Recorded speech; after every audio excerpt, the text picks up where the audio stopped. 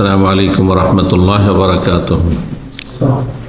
বিসমিল্লাহির রহমানির রহিম। আলহামদুলিল্লাহ রাব্বিল আলামিন ওয়াসসালাতু ওয়াসসালামু আলা সাইয়্যিদিল মুরসালিন নবিয়িনা মুহাম্মদ ওয়া আলা আলিহি ওয়া সাহবিহি আজমাইন, আম্মা বাদ। সম্মানিত শ্রোতা দর্শক মণ্ডলী, আল্লাহ রাব্বুল আলামিনের প্রশংসা এবং প্রিয় নবী সাল্লাল্লাহু আলাইহি সাল্লামের উপর সালাতু ওয়া সালামের পর আজ সোমবার 22 শাবান 1447 হিজরি মোতাবেক 9 ফেব্রুয়ারি 2026 আমাদের ধারাবাহিক সাপ্তাহিক প্রশ্নোত্তর পর্ব নম্বর 123। 10টি প্রশ্ন আমাদের সামনে রয়েছে, ইনশাআল্লাহ তাআলা আমরা উত্তর দেব সংক্ষেপে। আল্লাহ রাব্বুল আলামিন তৌফিক দান করেন। প্রথম প্রশ্ন করেছেন, বলছেন আসসালামু আলাইকুম শাইখ। ওয়ালাইকুম সালাম। এক ব্যক্তি কসম করেছে কিন্তু সেটা ভেঙে যাওয়ার কারণে তার উপর 10 মিসকিন খাওয়ানোর শর্ত লাগু হয়েছে। শর্ত নয়, এটি হচ্ছে বিধান। শর্ত ভিন্ন জিনিস। তার বিধান তার উপর আবশ্যক হয়েছে। বাড়ি ফেরার পথে সে একজন মিসকিনকে দেখতে পায়। পরের দিন খাবার কিনে বাড়ি ফেরার পথে মিসকিনটি পাওয়া যায় না, সাথে সাথে কিনে দিতে হয়। পরের দিন কিনে আবার মিসকিন সেখানে খুঁজবে। আল্লাহ হিদায়াত করে। এবার নিয়ত থাকার কারণে ওই খাবারটা কি কাফারা হিসাবে ধরা হবে? না, যতক্ষণ মিসকিনকে না দেওয়া হবে ততক্ষণ পর্যন্ত কাফারা আদায় হবে না। যদি ধরা হয় তাহলে খাবারটা কি ব্যক্তিটির খাওয়া হালাল হবে? না, কাফারা খাওয়া হালাল হবে না। সে খেয়ে নিক, খাবার নষ্ট করবে না, খেয়ে নিতে পারে, কিন্তু মিসকিনের খাবার দিতে হবে। মিসকিনের খাবার মিসকিনের হাতে পৌঁছে দিতে হবে। মিসকিন হাতে পৌঁছে দেওয়ার পর মিসকিন কাকে খাওয়াইলো সেটি আর দেখার বিষয় নয়। আপনি যাকে মিসকিন মনে করছেন সে মিসকিন নিশ্চিত, মোটামুটি আপনি বাহ্যিক দেখে যে মিসকিন, সে বলছে আমি মিসকিন। কিন্তু সে যদি চোর হয়, সে মিসকিন না হয়, সে যদি অসৎ হয়, মিথ্যা কথা বলে, তাতেও আপনার কাফারা আদায় হয়ে যাবে, কারণ আপনি তার অন্তর খবর বা গায়েব জানেন না। কিন্তু মিসকিনের হাতে যতক্ষণ না তুলে দিয়েছেন ততক্ষণ কাফারা আদায় হবে না। মিসকিন থাকলেও যদি মিসকিনটি খাবার না নেই, তবে কি করা যায়? মিসকিন না, অন্য মিসকিন খুঁজবেন। মিসকিন আছে, মিসকিন যে নিতে চাইছে না, অন্য মিসকিন খুঁজবেন। এক কথায় কাফারা আদায় হবে না এইভাবে, যেভাবে বলছেন, যতক্ষণ মিসকিনকে না পৌঁছাবেন। 2 নম্বর প্রশ্ন, বলছেন আসসালামু আলাইকুম শাইখ। ওয়ালাইকুম সালাম। আমি কমিউনিটি ক্লিনিকের সদস্য হওয়ার সুবাদে আমার যতটা প্রয়োজন তার চেয়ে বেশি ওষুধ ক্লিনিক থেকে দেই। আমার মনে হয় সাধারণ গরিব মানুষ সুবিধা বঞ্চিত হচ্ছে। এই ক্ষেত্রে আমি গুনাহগার হব নাকি?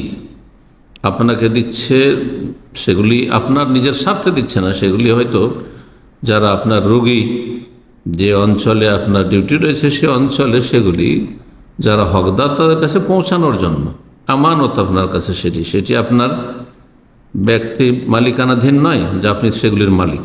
আপনার কাছে আমানত দেওয়া হয়েছে।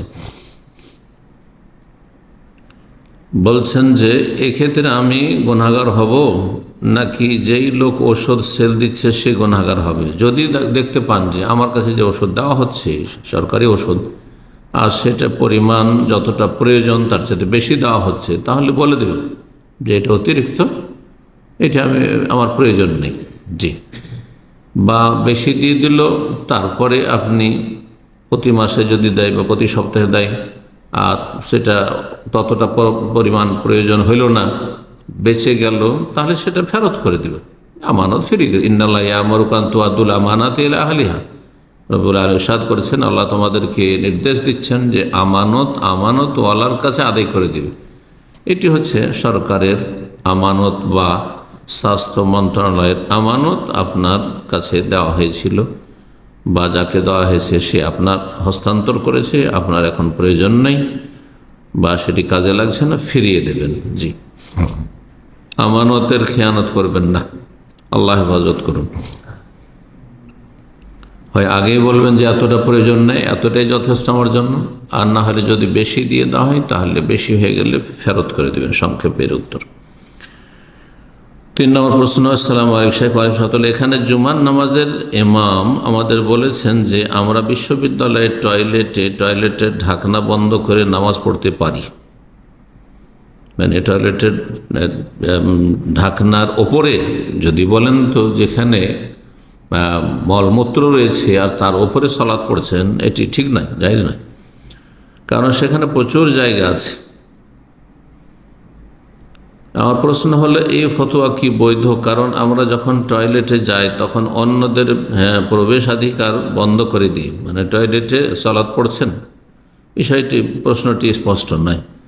যদি টয়লেট মানে একবার নাপাকির জায়গায় না হয়, পরিষ্কার পরিচ্ছন্ন খোলা জায়গা রয়েছে আর মসজিদে জায়গা হচ্ছে না, সেই জন্য সেখানে সালাত পড়তে হচ্ছে, তাহলে ঠিক আছে। কিন্তু নিচে নাপাক মলমূত্র রয়েছে আর ওপরে শুধু ঢাকনা দেওয়া রয়েছে আর তার ওপরে সালাত পড়বেন, এটি জায়েজ নয়। এছাড়া কর্তৃপক্ষ জানলে অসুবিধা, যেখানে কর্তৃপক্ষ জানলে অসুবিধা, তাহলে এমন জায়গায় কেন সালাত পড়বেন? জি, যেই জায়গায় আপনাদের নিজের নয় অথবা যেই জায়গায় সালাত পড়ার অনুমতি নেই সেখানে সালাত পড়া জায়েজ নয়।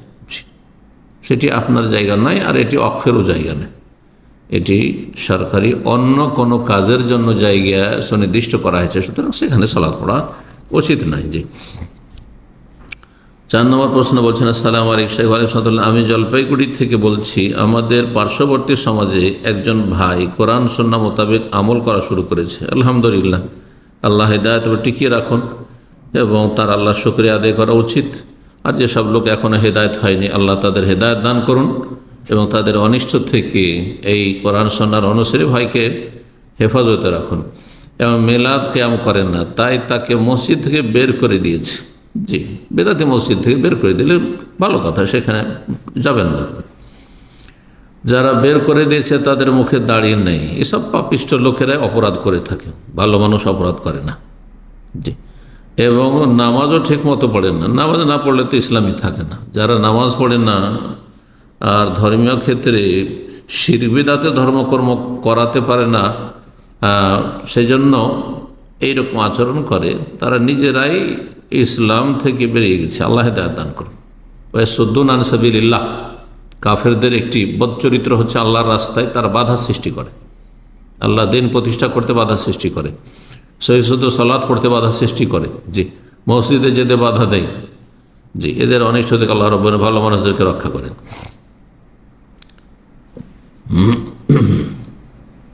বলছেন যে আল্লাহ সুবহানাহু ওয়া তাআলা এদেরকে কি কোনো শাস্তি দেবেন? অবশ্যই দেবেন, কিন্তু আল্লাহ আপনার আমার মর্জি মোতাবেক শাস্তি দেবেন, এখনই দিতে হবে এমনটা নয়, এটা ভুল কথা।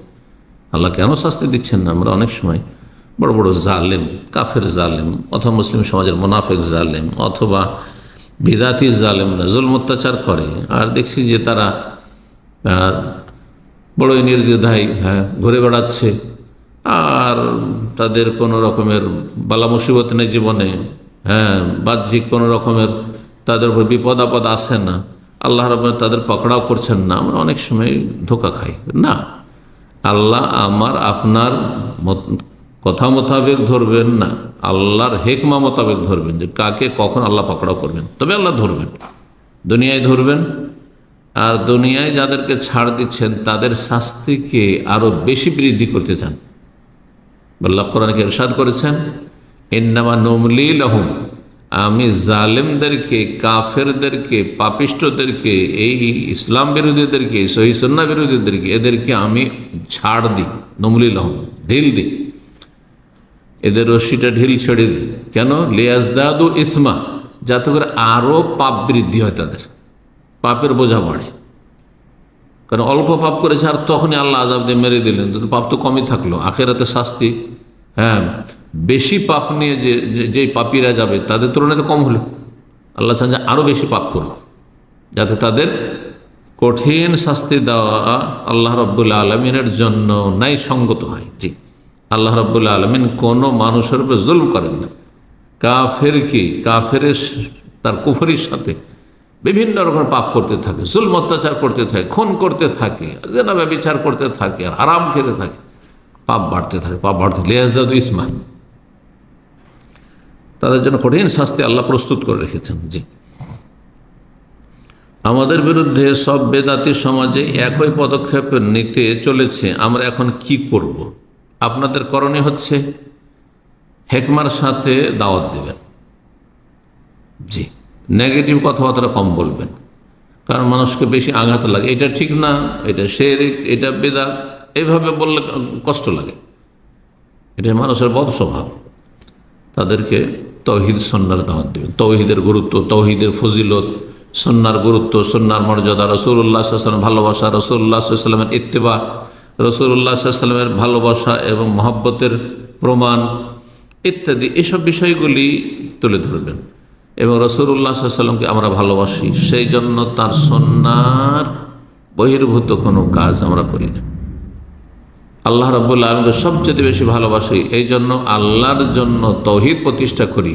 হ্যাঁ, আমাদের জীবনে কোনো রকমের শিরক বিদআতে আমরা জড়িত নই। এই বিষয়গুলি তুলে ধরার চেষ্টা করবেন যদি আপনাদের পক্ষে সম্ভব হয়, অথবা এমন কোনো আলেম ওলামাকে নিয়ে এসে এই বিষয়গুলি তাদের সামনে বেশি বেশি আলোচনা করবেন এবং তাদের জুলম অত্যাচারে সবর করবেন, ধৈর্য ধারণ করতে হবে এবং আল্লাহকে ভয় করতে হবে, সীমা লঙ্ঘন করতে হবে না। রব্বুল আলামিন বলছেন জালিমদের অনিষ্ট থেকে রক্ষা পাওয়ার জন্য ওয়াইন তাসবিরু ওয়া তাত্তাকু লা ইয়াদুররুকুম কাইদুহুম শাইআ, তোমরা যদি সবর করো, ধৈর্য ধারণ করো এবং সংযত থাকো, বাড়াবাড়ি করবেন না। তারা বাড়াবাড়ি করছে, আপনি বাড়াবাড়ি করবেন, তারা তর্ক করছে, আপনি তর্কে জড়াতে, তারা মারামারি করতে আসে, আপনি মারামারি করতে যাবেন, তারা ক্ষতি করছে, আপনি ক্ষতি করতে যাবেন না। এটা তাকওয়ার পরিপন্থী। সবর এবং তাকওয়া, ইন তাসবিরু ওয়া তাত্তাকু, সবর করো এবং তাকওয়া যদি অর্জন করো তাহলে লা ইয়াদুররুকুম কাইদুহুম শাইআ, তাদের ষড়যন্ত্র, তাদের অনিষ্ট তোমাদের কোনো ক্ষতি করতে পারবে না। তাহলে জালেমদের অনিষ্ট থেকে বাঁচার জন্য হাতিয়ার হচ্ছে ধৈর্য ধারণ করা আর সংযত জীবনযাপন, আল্লাহ ভীরুত, আল্লাহর ভয়ে ভালো কাজ করা, আল্লাহর ভয়ে সীমা লঙ্ঘন থেকে বেঁচে থাকবেন। তারা সীমা লঙ্ঘন করছে, আপনারা সীমা লঙ্ঘন করবেন না। 5 নম্বর প্রশ্ন বলছে, আসসালামু আলাইকুম শেখ আরিফ সাদাল্লাহ, ভোট দেওয়া না দেওয়া নিয়ে আমাদের আলেমদের মধ্যে মত পার্থক্য রয়েছে। কেউ বলছে ওয়াজিব, কুফরি করা ওয়াজিব। যে জাহেল বলছে ভোট দেওয়া ওয়াজিব, পাক্কা জাহেল, সে যেন বলছে কুফরি করা ওয়াজিব না। কেউ বলছে কুফর, কাজটি কুফর, জি, কিন্তু আপনি সেটাকে আদর্শগত হিসাবে মেনে নিচ্ছেন। আপনি যে ভোট দেওয়া হচ্ছে সমাধান, তাহলে স্পষ্ট কুফর। গণতন্ত্র, ডেমোক্রেসি হচ্ছে সমাধান, তাহলে কুফর, বড় কুফর। কিন্তু যদি মনে করেন যে এই গণতন্ত্রের মাধ্যমেই সারা পৃথিবীতে, এমনকি মুসলিম দেশগুলো তো কাফের দেশের মতোই, অমুসলিম দেশের মতোই গণতান্ত্রিক পদ্ধতিতেই শাসক বা দায়িত্বশীলদেরকে নির্বাচন করা হচ্ছে। এখন শাসক বেশি খারাপ না এসে যদি কম খারাপ আসে, আমার এলাকার প্রতিনিধি যিনি হবেন, এমপি হবেন, হ্যাঁ, সংসদে যাকে পাঠাবো, আর সে যদি তুলনামূলক ভালো হয়, তাহলে দেশ এবং জাতির জন্য, এলাকাবাসীর জন্য কল্যাণকর হবে। তাহলে ব্যক্তি কেন্দ্রিক ভোট দিতে পারবেন। এটি সালাফি ওলামাদের, মধ্যম পন্থী ওলামাদের এটি ভাষ্য। এই মতটি আমরা বলে থাকি যে ব্যক্তি কেন্দ্রিক ভালো মানুষকে কেন্দ্র করে ভোট দিতে পারবেন, যে কোনো দলের হোক না কেন। কিন্তু দল কেন্দ্রিক ভোট দেওয়া হারাম, জায়েজ না। আপনি এই দলেই থাকবেন, এটা জায়েজ না। কারণ সেই দলে কিছু ভালো মানুষ আছে, অধিকাংশ অসৎ আছে, পাপিষ্ট, চোর আর ডাকাত আছে, বেঈমান আছে, আত্মসাৎকারী আছে। সে তাদের কী করে ভোট দেবেন? তাদের ভোট দেওয়া মানে তাদের পাপে সহযোগিতা করা এবং কুফরি আদর্শ বিশ্বাসী হওয়া, মোটেই জায়েজ নয়। কুফর না হলে কাবিরা গুনাহ, এতে কোনো সন্দেহ নেই। একমাত্র মাসলেহা মানে ফায়দা। কার ফায়দা? আমার শুধু ব্যক্তি স্বার্থ নয়, বরং আমার এলাকার ফায়দা, এলাকার মুসলিমদের ফায়দা আর দেশের ফায়দা, বৃহৎ স্বার্থ। এই উদ্দেশ্যে যদি ভালো মানুষগুলিকে ভোট দেন তো দিতে পারেন, কিন্তু সে বাতিল আদর্শকে বাতিল মনে করবেন, সেটিকে সমাধান মনে করা হচ্ছে কাবিরা গুনাহ এবং কুফর। আর মাত্র কয়েকদিন পর আমাদের বাংলাদেশে ভোট, এই ক্ষেত্রে কি আমাদের অংশগ্রহণ করা যাবে? যেমনটা বললাম, জি, কোনো ভালো মানুষ যদি পান, এই ভালো মানুষটা দিয়ে ভালো কাজ হবে। ভালো মানুষটা অন্তত চুরি বেঈমানি আত্মসাৎ করবেন না, মানুষের হিতাকাঙ্ক্ষী, মানুষের পাশে দাঁড়াবে, অসহায়দের সাথ দেবে, হ্যাঁ, জুলম অত্যাচার হতে দেবে না, তাহলে তাকে ভোট দিতে পারেন। আর যদি সবগুলি ওই রকম, তাহলে কাউকে ভোট দেবেন। দেখছেন যে 4-5টা প্রার্থী আছে, সবগুলি চোর বেঈমান, তাহলে কাউকে ভোট দেবেন না, জায়েজ না। ফাতাজিল ফিরাকা কুল্লাহ, সবগুলি বর্জন করো, নবী সাল্লাল্লাহু আলাইহি ওয়াসাল্লামের নির্দেশ রয়েছে। 6 নম্বর প্রশ্ন বলছেন, আসসালামু আলাইকুম। ওয়া আলাইকুম সালাম। আমার বাবা চাকরির সুবাদে আমরা বাংলাদেশের দিনাজপুর অঞ্চলে থাকি। আমি চাই ইঞ্জিনিয়ারিং পড়াশোনা করে ঢাকায় বা সৌদি আরবে থাকবো এবং অর্থনৈতিকভাবে মুসলিম উম্মার জন্য কাজ করব। জি, অর্থনৈতিক মুসলিম উম্মার জন্য কী করে কাজ করবেন আপনি? হ্যাঁ, ইঞ্জিনিয়ারিং পড়ে যারা দুনিয়া পড়েছে তারা নিজের পেটের জন্য পড়ছে, নিজের সংসারের জন্য পড়ছে। কিন্তু যদি এখানে আপনার উদ্দেশ্য হয় যে সেখান থেকে একটা অংশ আমি প্রতি মাসে আল্লাহর রাস্তায় আমি রেখে দেব, সাদাকা করব ইত্যাদি, এবং ইসলামের খেদমতে আমার উপার্জিত ধন সম্পদকে ব্যয় করব, তাহলে সেই কথাটি আপনার সত্য। কিন্তু আমার গ্রামের মানুষরা আকিদায় সুফি এবং মানহাজে দেওবন্দি, এখন তাদেরকে কি সঠিক আকিদার জ্ঞান জানানো আমার জন্য ফরজ? আপনার একা ফরজ নয়, কারণ এলাকাতে অনেকে আপনার স্তরের লোক আছে, আপনার চাইতে বেশি ইসলাম সম্পর্কে জ্ঞানী হয়তো আলেম ওলামা আছে, অথবা শিক্ষিত লোকের আপনার মতো অনেকে আছে। সুতরাং এটি ফরজে কিফায়া, কয়েকজন আদায় করলেই হয়ে গেল। আপনাকেই সেখানে থাকতে হবে, গ্রামে চলে যেতে হবে লেখাপড়া করে, এমন বিষয় নয়। জি, এটা বললাম না। বলছেন যে আমাকে কি ইসলামিক স্টাডিজ পড়ে গ্রামে গিয়ে তাদেরকে সঠিক আকীদা জানাতে হবে না ইসলামিক স্টাডিজ যারা পড়ে নিয়েছে, পড়ে নেওয়ার পরে সঠিক আকীদা তাদের শিখাইতে হবে? আর এই এলাকার লোক জাহেল হয়েছে, সেই জন্য আপনাকেই শিখতে হবে। তবে কিছু লোককে শিখতে হবে। সূরা তাওবাতে আল্লাহ রাব্বুল ইরশাদ করেছেন, ফালাউলা নাফারা মিন কুল্লি ফিরকাতিন মিনহুম তায়েফা, প্রত্যেকটি ক্ষুদ্র দল থেকে কয়েকজন লোক কেন বেরিয়ে যায়নি? তাহলে যে কোনো একটা দল, যে কোনো এক সম্প্রদায় থেকে কিছু মানুষকে বেরিয়ে যেতে হবে এই ফরজে কিফায়া আদায়ের জন্য। লিয়াতাফাক্কাহু ফিদ্দীন, দিনের জ্ঞান অর্জন করার জন্য, ফিকহ দিন সম্পর্কে পাণ্ডিত্য লাভের জন্য। লিয়াতাফাক্কাহু ওয়ালিয়ুনযিরু কওমা ইযা রাজাউ, তারপরে ফিরে এসে জাতিকে সতর্ক সাবধান করবে শিরক থেকে, বেদাত থেকে, কুফরি থেকে, ইসলাম বিরোধিতা থেকে, হারাম থেকে, পাপ থেকে, এবং ফরজ ওয়াজিবের জন্য উৎসাহিত করবে, ভালো কাজের নির্দেশ দেবে, অন্যায় কাজে বাধা দেবে। লাআল্লাহুম ইয়াহযারুন, যাতে করে তারা সতর্ক সাবধান হইতে পারে। আপনারা যদি 2-4-5 ভাই থাকেন, এক ভাই যদি আলেম হয়ে যায় যথেষ্ট আপনার পরিবারের জন্য।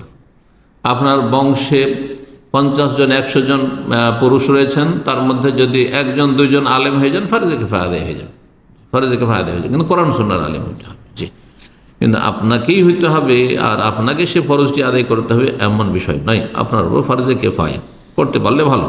ইসলামী যদি পড়েন তাহলে সেটি ভালো, মুস্তাহাব কাজ। দিনের উচ্চ শিক্ষিত হওয়া, দিন ইসলাম উচ্চ শিক্ষিত হওয়া, এটি মুস্তাহাব সুন্নাত কাজ, ফরজ ওয়াজিব কাজ নয়, যদি আরও অন্যদের দিয়ে সেই কাজটি হয়ে যায়। আমি যদি প্রতিষ্ঠিত হয়ে আমার গ্রামে সালাফি ইসলামিক সেন্টার প্রতিষ্ঠা করি এবং সালাফি আলেমদের মাধ্যমে বিচক্ষণতার সাথে সালাফি আকীদা ও মানহাজের প্রচার করি, তাহলে কি যথেষ্ট হবে? হবে, কেন হবে না? আপনি সেখানে ইসলামিক সেন্টার প্রতিষ্ঠা করলেন এবং সেখানে কিছু আলেম দায়ীদেরকে নিয়োগ দিলেন, আর তারা এই দাওয়ার কাজ করলো, আপনি অর্থায়ন করলেন, ভালো কাজ। এর মাধ্যমে ইনশাআল্লাহ তাআলা এই ফরজে কিফায়া আদায় হইতে পারে। জি।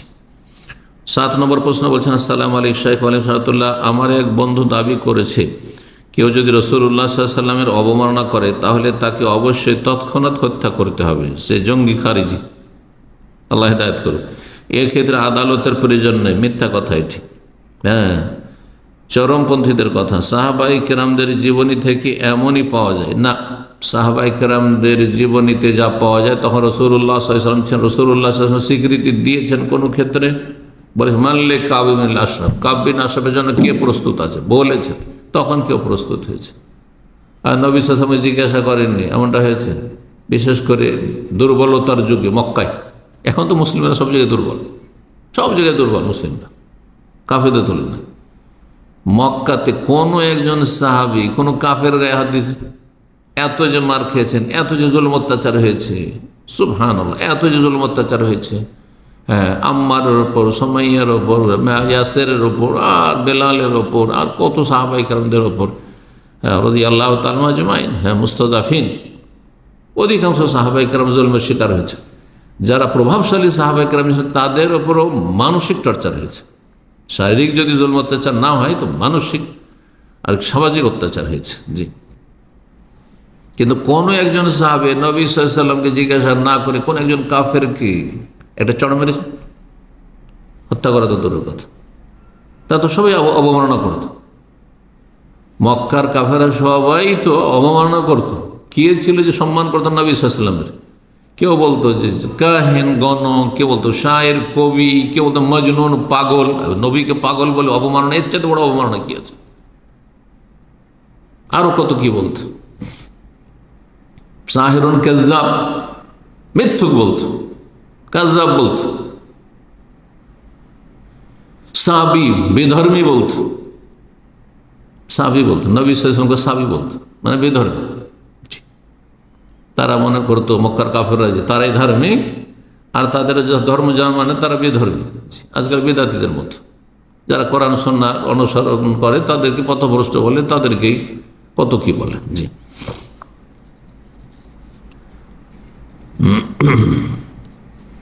তো বলছেন যে সাহাবায়ে কেরামদের জীবনী থেকে এমনই পাওয়া যায় না, এটি ভুল কথা, মিথ্যা কথা। সে ভুল বুঝেছে, বিষয়টি কতটুকু সহি, একেবারে ভুল। একটু যদি বুঝিয়ে বলতেন। জি, বুঝিয়ে বললাম। আল্লাহ রাব্বুল হেদায়েত দান করুন, মধ্যম পন্থা অবলম্বনের তৌফিক দান করুন। আপনি এমন কাজ করবেন না যেই কাজ করে একজন কাফেরকে মেরে শত শত মুসলিম কে হত্যা করার বা মুসলিমকে বন্দী করার জন্য আপনি তাদের কাফেরদের হয়ে, জালেমদের হয়ে কাজ করলেন। একজন কোন যদি মুরতাদকে হত্যা করে দেন তো মুসলিম সরকারগুলো শত শত দাড়িওয়ালা ধার্মিক যুবকদেরকে সবগুলিকে নিয়ে জেলখানে ঢুকিয়ে দেবে। আর কত যে জুলম অত্যাচার করবে জালেমরা আপনার কারণে, দাওয়ার কাজ বন্ধ করে দেবে। আর এটি হচ্ছে, এই জঙ্গিরা, খারিজিরা সবসময় ইসলামের ক্ষতি করেছে, মুসলিমদের ক্ষতি করেছে, কখনো লাভ করে দেয়নি এরা। আল্লাহ এদেরকে বরবাদ করুন এবং এদের অনিষ্ট থেকে উম্মতে মুসলিমাকে রক্ষা করুন। ইসলামকে বুঝতে হবে বিজ্ঞ উলামায়ে কেরামদের কাছ থেকে, তাদের কাছ থেকে ইলম শিখতে হবে, সেলফ স্টাডি করে নয়। জি, মুসলিমরা এখন কি অবস্থায় রয়েছে, কোন অবস্থা দিয়ে অতিক্রম করছে, এই বিষয়গুলি না বুঝে একটি কথা বলা, এটি হচ্ছে খারেজিদের কাজ। সোফাউল আহলাম, এরা নির্বোধ, এদের মধ্যে কোনো দূরদর্শিতা নেই, এরা কিছু বুঝে না, আবেগী এরা হয়, বিবেকী হয় না। এদের কোরআন শোনার জ্ঞান নেই, বিবেক কাণ্ড নেই, কিচ্ছু নেই। 8 নম্বর প্রশ্ন বলছেন, আসসালামু আলাইকুম আলিম সাহেবুল্লাহ, কেউ যদি উজু করে মোজা পরে ঘুমিয়ে স্বপ্নে সহবাস করলো কিন্তু বীর্যপাত হয়নি, তখন তার গোসল ফরজ হবে কি? না, বীর্যপাত না হলে, স্বপ্ন দোষে বীর্যপাত না হলে গোসল ফরজ নয়, কিন্তু সহবাসে যদি বীর্যপাত না হয় তবুও গোসল ফরজ রয়েছে। আল মা ও মিনাল মাই, নবী সাল্লাল্লাহু আলাইহি ওয়াসাল্লাম বলছেন আল মা ও মিনাল মাই, পানি ব্যবহার করা মানে গোসল করা ফরজ হবে মিনাল মাই যখন বীর্যপাত হবে, স্বপ্ন দোষের ক্ষেত্রে এই হাদিস। এর মতো অবস্থায় মোজার মাসে বহাল থাকবে নাকি নষ্ট হয়ে যাবে? যেহেতু গোসলই ফরজ হয়নি, সুতরাং মোজার মাসা মানে মোজা সে পাক অবস্থায় পড়েছে, কিন্তু ঘুমের কারণে তার ওযু নষ্ট হয়েছে, আবার যখন ওযু করে মাসা করতে পারে, এক কথায় মোজা খুলতে হবে না। জি, 9 নম্বর প্রশ্ন, আসসালামু আলাইকুম রাহমাতুল্লাহ, আমার স্ত্রী আমার কোনো কথা শোনে না, সে শুধু তার বাবা মায়ের কথা শোনে, আল্লাহ হেদায়েত করুন। আমার শ্বশুর আমার স্ত্রীকে আমার বাড়িতে দিচ্ছে না, তাহলে এই ক্ষেত্রে যদি আমার স্ত্রীকে আমি ভরণ পোষণ না দিই তাহলে কি আমার কোনো গুনাহ হবে? স্ত্রী যদি অবাধ্য হয় আর স্বামীর ঘরে না থাকে, স্বামীর সাথে সংসার না করে বাবার বাড়ি থাকে, তাহলে ভরণ পোষণ ফরজ না।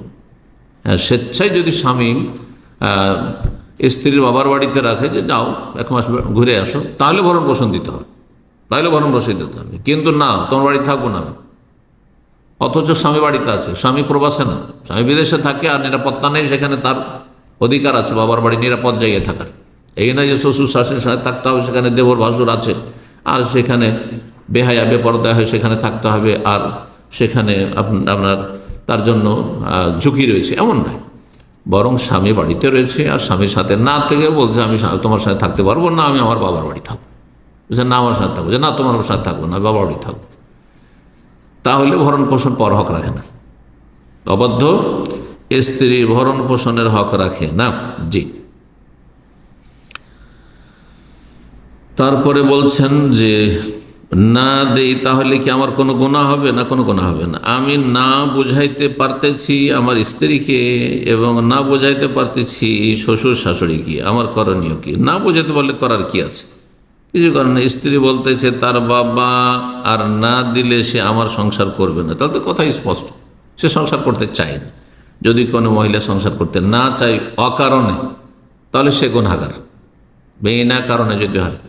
আর যদি শরীয়তসম্মত কোনো কারণ থাকে, শারীরিক অক্ষমতা রয়েছে, অথবা হক নষ্ট করছে, জুলুম অত্যাচার করছে, অথবা শরীয়তে বিভিন্ন যে কারণগুলি রয়েছে, ইমানে ইসলামী কোনো কারণ রয়েছে যে ফরজ সালাত আদায় করছে না বা প্রকাশ্য কাবিরা গুনাহে লিপ্ত, সেজন্য স্ত্রী তার সাথে সংসার করতে চায় না, তাহলে তার অধিকার রয়েছে, তার অধিকার রয়েছে খোলা নিয়ে নেওয়া। এই ক্ষেত্রে যখন আপনার স্ত্রী সংসার করতে চাইছে না, তাকে বলবেন সে খোলা নিয়ে নেবে, তাহলে আপনাকে মোহর দিতে হবে না, বা মোহরটা আপনি ফেরত পাবেন। আপনি তালাক না দিয়ে তাকে খোলা নিতে বলবেন। 10 নম্বর প্রশ্ন বলছেন, আসসালামু আলাইকুম শেখ ওয়ালাইকুম সালাম, স্কুল পরীক্ষায় কুফরি প্রশ্ন আসলে করণীয় কি? এমন স্কুল যেখানে কুফরি প্রশ্ন আসে, তাহলে সেই স্কুলে লেখাপড়া যায় না। পরীক্ষায় অনেক সময় গণতন্ত্রের পক্ষে বা হারাম দিবস উদযাপন নিয়ে লিখতে হয়। গণতন্ত্রের পক্ষে আপনি লিখবেন না, গণতন্ত্রের প্রশ্ন এসে গণতন্ত্রের প্রশ্নের উত্তর দিয়ে দেবেন, কিন্তু তার পক্ষে আপনি লিখতে যাবেন না যে সেটা বৈধ, এ কথা আমি গণতন্ত্রে বিশ্বাস করি, এই ধরনের কথা লিখবেন না, এটা হচ্ছে হারাম। কিন্তু গণতন্ত্র কাকে বলে, ইত্যাদি ইত্যাদি এতটুকু লিখা যায়। কাফেরদের মতবাদ সম্পর্কে যদি জিজ্ঞাসা করে আপনাকে প্রশ্ন, গণতন্ত্র ডেমোক্রেসি কাকে বলে দিলেন, জায়েজ আছে। কিন্তু আমি ডেমোক্রেসিতে বিশ্বাসী, ফেদ করি না, মোটেই জায়েজ নেই, কুফরি কথা। কোন দিবস উদযাপন করা, দেশে কতগুলি দিবস উদযাপন হয়, আপনি বলে দিলেন ওরা করে, আমি সেটা পছন্দ করি না, এতটুকু জায়েজ। কিন্তু আমি পছন্দ করি যে ঈদ মিলাদুন্নবীর ছুটি হোক, শবে বরাতের ছুটি হোক, আর ফাতেহা ইয়াজদাহাম আর দোয়াজদাহাম হোক, এইসব আমি সমর্থন করি না, ঘৃণা করি এগুলিকে। জি, এছাড়া একাধিক বিবাহের পক্ষে লিখতে হয়। পক্ষে কোথায়? ওরা আবার পক্ষে লিখবে না, বিপক্ষে লিখবে হয়তো, তা আপনি লিখবেন না। আবার অনেক MCQ প্রশ্নে কুফরি সেকুলার উত্তর দাগাতে হয়। জি, না, জায়েজ নয়, কুফরি উত্তর দেওয়া জায়েজ নয়। এছাড়া ইংরেজিতে এমন চেঞ্জিং সেন্টেন্স বা অন্যান্য গ্রামার করতে হয় যেখানে কুফরি থাকে। যদি কুফরি থাকে আর আপনি এই লেখাপড়ার জন্য আপনি বাধ্য না, যখন বাধ্য না, তাহলে কুফরি কথা বলা জায়েজ না, কুফরি কথা লেখা জায়েজ না, কুফরি কথা উচ্চারণ করা জায়েজ না। একমাত্র বাধ্য যে নিরুপায় ব্যক্তি, এছাড়া কোনো উপায় নেই, তার জন্য আল্লাহ জায়েজ বলেছে। ইল্লামান উকরেহা, কারো জোর জবরদস্তি করা হয় কুফরি কথা বলার জন্য, শিরক করার জন্য, ওয়াকালবহু মুতমাইন্নুম বিল ঈমান, কিন্তু তার হৃদয়ে ঈমান বদ্ধপরিকর হয়েছে, শক্ত হয়ে বসে আছে, তাহলে তার জন্য জায়েজ। অতটুকু জায়েজ যতটুকু করলে সে বাঁচতে পারবে, একবারে বাধ্য করা হচ্ছে। আর আপনি এই লেখাপড়ার জন্য, এই কুফরি লেখাপড়ার জন্য বাধ্য না। তো যে বিষয়গুলি আপনি জিজ্ঞাসা করেছেন, আসলে কি বাস্তব? যদি বাস্তব হয় যে কুফরি কথা লিখতে হচ্ছে, সে পড়া আপনার জন্য জায়েজ নাই। কিন্তু যদি দেখা যায় যে কুফরি কথা লিখতে হচ্ছেন না, কুফরি বিষয়গুলি সম্পর্কে কিছু কথা হয়তো আসছে, কিন্তু সেগুলির আপনি সমর্থন প্রকাশ পায় না, তাহলে এতটুকু পর্যন্ত জায়েজ। আল্লাহ তাআলা আ'লাম। ওয়া সাল্লাল্লাহু ওয়া সাল্লাম আলা নবিয়িনা মুহাম্মদ ওয়া আলা আলিহি ওয়া সাহবিহি আজমাইন।